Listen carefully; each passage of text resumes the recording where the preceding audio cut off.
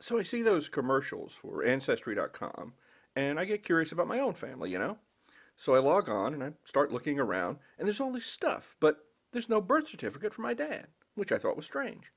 So I dig a little more, and I find a certificate of adoption, which is really strange because my dad never said anything about being adopted, and he's dead now, so I can't ask him about it.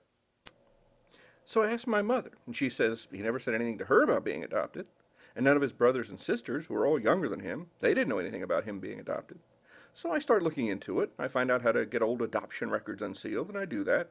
And I find out that my dad was adopted like a week after he was born, and apparently my grandparents just never told him because no one knew anything about any of this.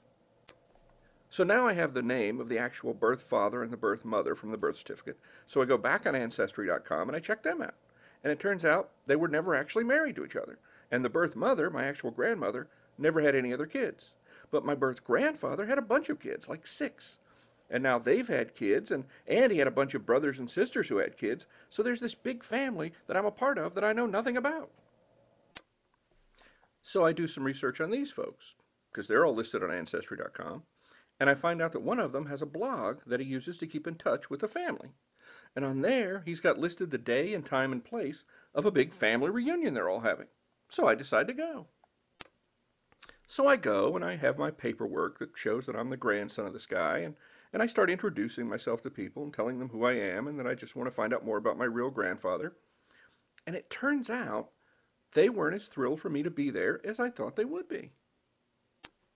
Because apparently this was something that had been successfully hushed up by my birth grandfather's generation of the family for about 75 years. Turns out my birth grandfather, who was a Baptist minister, was married and fooling around with a 16-year-old choir member who ended up being my birth grandmother. And a lot of people didn't like finding this out because my birth grandfather was considered something of a saint. But then, once all this came out, well, it kind of opened the floodgates. All of a sudden, my birth grandfather's brothers and sisters start telling one horrible story about this guy after another. My father wasn't his only bastard child. In fact, my father wasn't his only bastard child born that year.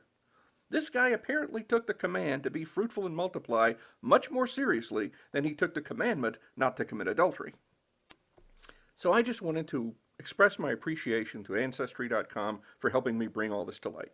It's pretty much upset everyone in my family because they didn't know my dad was adopted. It's upset everyone in my birth grandfather's family because now they all know what a total dick he was.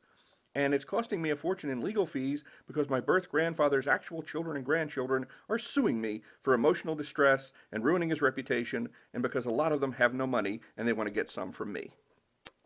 So thanks, Ancestry.com. That's a hell of a site you've got there.